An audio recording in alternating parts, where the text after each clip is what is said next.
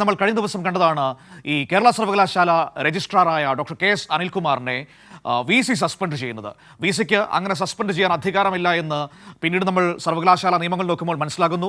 Syndicate അതിൻ്റെ സർവകലാശാല നിയമങ്ങളുടെ അടിസ്ഥാനത്തിൽ VCയുടെ സസ്പെൻഷൻ റദ്ദാക്കുന്നു. അത്തരത്തിൽ ഒരു നടപടിയും എടുക്കാൻ VCക്ക് അധികാരമില്ല എന്ന് സർവകലാശാല നിയമങ്ങൾ മുന്നോട്ട് വെച്ചുകൊണ്ട് സിൻഡിക്കേറ്റ് നിലപാട് പറയുന്നു. അതിനുശേഷം ആ തീരുമാനം റദ്ദാക്കുന്നു. പിന്നീട് ഈ ഡോക്ടർ കെ.എസ്. അനിൽകുമാർ അദ്ദേഹം ഹൈക്കോടതിയിലേക്ക് പോവുകയാണ് VCയുടെ തീരുമാനത്തിനെതിരെ. അവിടെ VCയുടെ തീരുമാനത്തിനെതിരെ ഹൈക്കോടതിയിലേക്ക് എത്തുമ്പോൾ ഈ സിൻഡിക്കേറ്റ് സസ്പെൻഷൻ റദ്ദാക്കിയത് ഹൈക്കോടതി അംഗീകരിക്കുന്ന സാഹചര്യം ഉണ്ടാകുന്നു.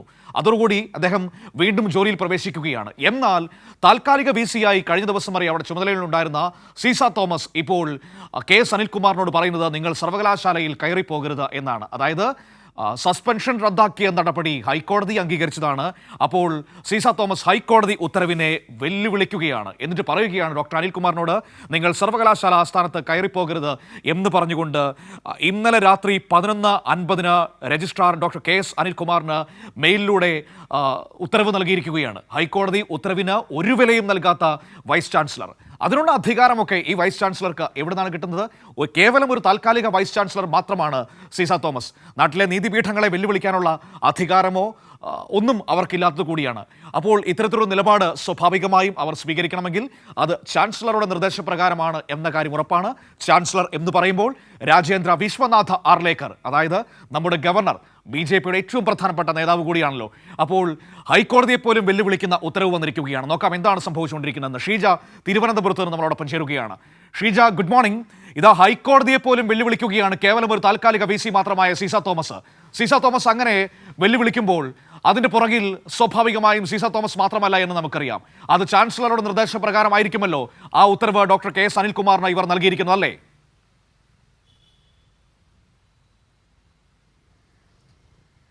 Good morning Manu. ഏതായാലും ഇതിൽ ഏറ്റവും പ്രധാനപ്പെട്ട കാര്യം കാണേണ്ടത് ഡോക്ടർ സീസ തോമസിന് കേരള സർവകലാശാലയുടെ താൽക്കാലിക VCയുടെ ചുമതലയുണ്ടായിരുന്നത് കഴിഞ്ഞ ദിവസം രാത്രി 12 മണി വരെയായിരുന്നു. ഇന്ന് മുതൽ 12 മണിക്ക് ശേഷം ഡോക്ടർ മോഹനൻ കുന്നുമ്മലിനാണ് ചുമതല എന്ന് പറയുന്നത്. അപ്പോൾ ഇവർ ഇറങ്ങുന്നതിന് തൊട്ടു മുൻപ് 11:50 കേരള സർവകലാശാലയുടെ രജിസ്ട്രാർ ആയിട്ടുള്ള കെ.എസ്. അനിൽകുമാറിന് ഒരു മെയിൽ മുഖാന്തരം അറിയിപ്പ് നൽകുന്നു.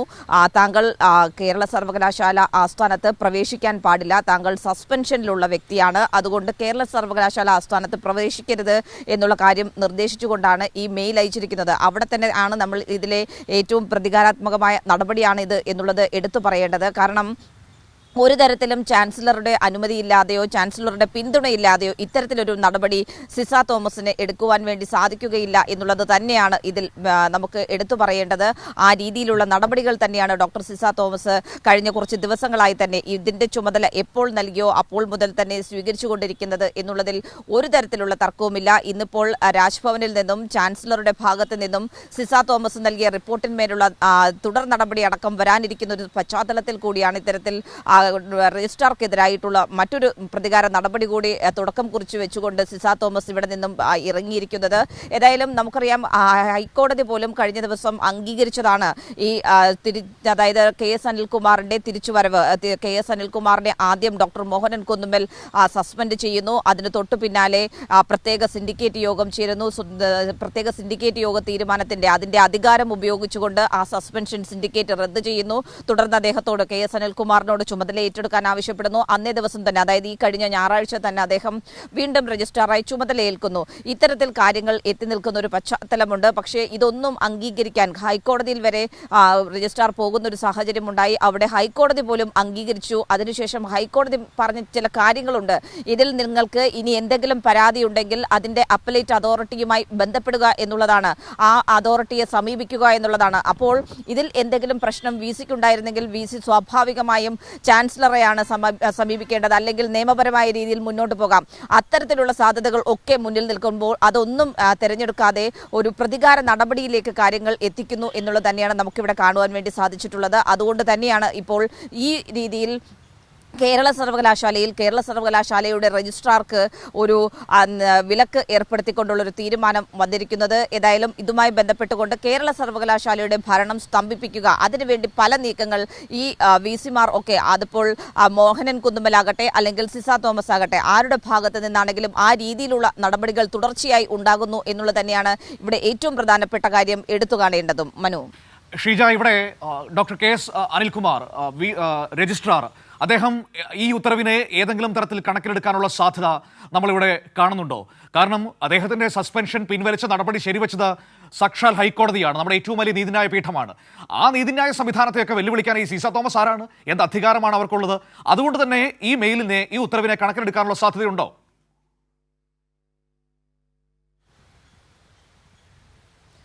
ഏതായാലും അദ്ദേഹം കഴിഞ്ഞ ദിവസവും വ്യക്തമാക്കിയ ഒരു കാര്യമുണ്ട്. താൻ പ്രവർത്തിക്കുന്നത് സർവകലാശാലയുടെ ഉന്നമനത്തിന് വേണ്ടിയാണ്. അപ്പോൾ ആ രീതിയിലുള്ള പ്രവർത്തനങ്ങളുമായി താൻ മുന്നോട്ട് പോകും. നിയമപരമായ രീതിയിൽ മുന്നോട്ട് പോകേണ്ട സാഹചര്യത്തിൽ നിയമപരമായ രീതിയിൽ മുന്നോട്ട് പോയി, നിയമപരിരക്ഷയുടെ അടിസ്ഥാനത്തിലും സർവകലാശാലയുടെ അധികാരത്തിന്റെ അടിസ്ഥാനത്തിലുമാണ് താൻ ഈ ചുമതലയിലേക്ക് വീണ്ടും വന്നിരിക്കുന്നത്. അപ്പോൾ താൻ തന്റെ ജോലികൾ ചെയ്ത് മുന്നോട്ട് പോകും എന്നുള്ള കാര്യം തന്നെയാണ് രജിസ്ട്രാർ KS അനിൽകുമാർ വ്യക്തമാക്കിയിട്ടുള്ളത്. ഇന്നിപ്പോൾ പൊതുപണിമുടക്കാണ്, അതുകൊണ്ട് തന്നെ അദ്ദേഹം സർവകലാശാലയിലേക്ക് എത്താനുള്ള സാധ്യതയില്ല. സർവകലാശാലയുടെ പ്രവർത്തനമൊന്നും തന്നെ ഇന്നത്തെ ദിവസം അങ്ങനെ നടക്കുന്നില്ല. പക്ഷേ നാളെ അദ്ദേഹം സർവകലാശാലയിലേക്ക് എത്തുന്നതായിരിക്കും എന്നുള്ളത് തന്നെയാണ് നമുക്ക് ഈ ഒരു ഘട്ടത്തിൽ മനസ്സിലാക്കാൻ സാധിക്കുന്നത്. അതോടൊപ്പം തന്നെ ഡോക്ടർ മോഹനൻ കുന്നുമ്മൽ കൂടി തിരിച്ചെത്തിയിട്ടുള്ളൊരു സാഹചര്യമുണ്ട്. അദ്ദേഹവും നാളെ സർവകലാശാലയിലേക്ക് എത്താനുള്ള സാധ്യതയൊക്കെ നിലനിൽക്കുന്നുണ്ട്. ഏതായാലും വലിയ തരത്തിലുള്ള പ്രക്ഷോഭത്തിലേക്ക് ഇനിയും കാര്യങ്ങളെ എത്തിക്കുക, ഇവിടെ ഒരു ക്രമസമാധാന പ്രശ്നത്തിലേക്ക് കാര്യങ്ങൾ എത്തിക്കുക, സർവകലാശാലയെ ഒരു ഭരണസ്തംഭനത്തിലേക്ക് എത്തിക്കുക എന്നുള്ളത് തന്നെയാണ് ഇത്തരത്തിലുള്ള നീക്കങ്ങളിലൂടെ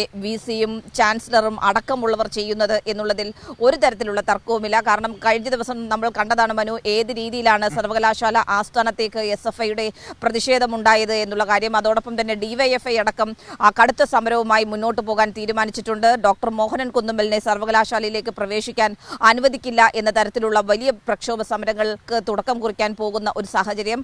അപ്പോൾ ഇത്തരത്തിലുള്ള നടപടികൾ വീണ്ടും അവരെ പ്രകോപിപ്പിക്കുക, ഇവിടെ കാര്യങ്ങൾ കൂടുതൽ വഷളാക്കുക എന്നതിലേക്ക് മാത്രമായിരിക്കും എത്തിക്കുക. പക്ഷേ സിൻഡിക്കേറ്റും രജിസ്ട്രാറും നിലവിൽ എടുക്കുന്നൊരു സ്റ്റാൻഡ് എന്ന് പറയുന്നത് വിഷയത്തെ നിയമപരമായി നേരിട്ടുകൊണ്ട് മുന്നോട്ട് പോകുക എന്നുള്ളത് തന്നെയാണ്. അതുകൊണ്ട് തന്നെ നാളത്തെ ദിവസം ഇതുമായി ബന്ധപ്പെട്ടുകൊണ്ട് ഏറെ പ്രസക്തമാകും എന്നുള്ളതിൽ ഒരു തരത്തിലുള്ള തർക്കവുമില്ല. മനു, ശരി, അതാണ് ഏറ്റവും പ്രധാനപ്പെട്ടത്. നാളെ ഒരു പക്ഷേ വലിയ പ്രതിഷേധങ്ങൾ നമുക്ക് കാണേണ്ടി വരും.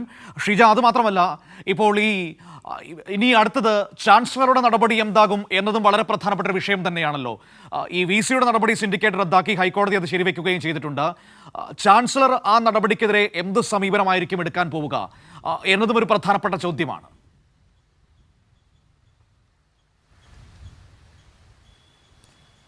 തീർച്ചയായും കഴിഞ്ഞ ദിവസമാണ് ചാൻസലർ ഈ വിഷയവുമായി ബന്ധപ്പെട്ടുകൊണ്ട്, അതായത് സിസ തോമസ് തന്നെയായിരുന്നു ഇതിൽ റിപ്പോർട്ട് നൽകിയിട്ടുണ്ടായിരുന്നത്. ഈ റിപ്പോർട്ടിൽ പൂർണ്ണമായും സിൻഡിക്കേറ്റിന്റെ തീരുമാനത്തെ കുറ്റപ്പെടുത്തുന്നത്, അതായത് സിൻഡിക്കേറ്റിന്റെ തീരുമാനം നിയമവിരുദ്ധമാണ്, അത്തരത്തിൽ രജിസ്ട്രാറുടെ സസ്പെൻഷൻ റദ്ദാക്കാൻ സാധിക്കുകയില്ല എന്നീ കാര്യങ്ങൾ ചൂണ്ടിക്കാട്ടിക്കൊണ്ടാണ് ഈ ഒരു റിപ്പോർട്ട് സമർപ്പിച്ചിട്ടുണ്ടായിരുന്നത്. അപ്പോൾ രാജ്ഭവന്റെ കഴിഞ്ഞ ദിവസത്തെ ഒരു നടപടിക്രമങ്ങൾ എന്ന് പറയുന്നത് ഇതിന്റെ നിയമവശങ്ങൾ, പലതരത്തിലുള്ള നിയമവശങ്ങൾ പരിശോധിച്ചു കഴിഞ്ഞിട്ടുണ്ട്.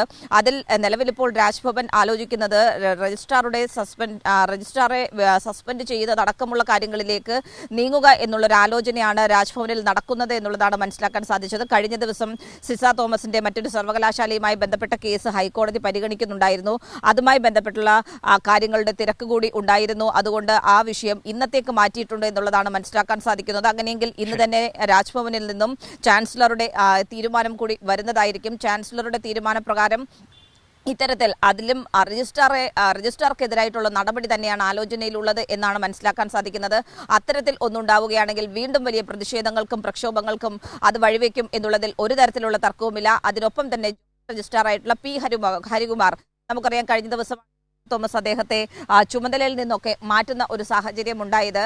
അപ്പോൾ അദ്ദേഹത്തിനെതിരെയും നടപടിയെടുക്കാനുള്ള സാധ്യത നിലനിൽക്കുന്നുണ്ട്. അതിന് VC-ക്ക് നിർദ്ദേശം നൽകാനുള്ള സാഹചര്യമാണ് നിലവിൽ ഉള്ളത് എന്നുള്ളതാണ് മനസ്സിലാക്കാൻ സാധിക്കുന്നത്. അത്തരത്തിലുള്ള നടപടികൾ വരികയാണെങ്കിൽ സ്വാഭാവികമായും സിൻഡിക്കേറ്റ് അടക്കം കടുത്ത പ്രതിഷേധത്തിലേക്ക് നീങ്ങുന്നത് തന്നെയായിരിക്കും നമുക്ക് വരുന്ന മണിക്കൂറുകളിൽ കാണാൻ സാധിക്കുക. മനു.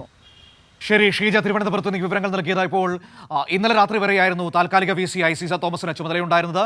ഇന്നലെ രാത്രി 12 മണി വരെ. ആ 12 മണിക്ക് 10 മിനിറ്റ് മുമ്പ് 11:50 രജിസ്ട്രാറായ KS അനിൽകുമാറിന് അവർ ഈ മെയിൽ നൽകുന്നത്. അതിൽ പറയുന്നത്, നിങ്ങൾ ഔദ്യോഗിക ചുമതലകൾ സർവകലാശാലയിലെത്തി നിർവഹിക്കരുത്, അതിന് നിങ്ങൾക്ക് അനുവാദമില്ല എന്ന ഒരു ഉത്തരവ് നൽകുകയായിരുന്നു. യഥാർത്ഥത്തിൽ സീസ തോമസ് ചെയ്തത് ഈ അനിൽകുമാറിന്റെ സസ്പെൻഷൻ റദ്ദാക്കിയ ഹൈക്കോടതി ഉത്തരവിനെ വെല്ലുവിളിക്കുന്ന നടപടിയാണ് ചെയ്തിരിക്കുന്നത്. അതായത് നീതിന്യായ പീഠത്തെ പോലും വെല്ലുവിളിക്കുകയാണ് സീസ തോമസ് എന്ന് നമുക്ക് പറയേണ്ടി വരുന്നു. ഏതായാലും അതുമായി ബന്ധപ്പെട്ട് വലിയ നിയമ പോരാട്ടങ്ങളിലേക്ക് കാര്യങ്ങൾ കടക്കും.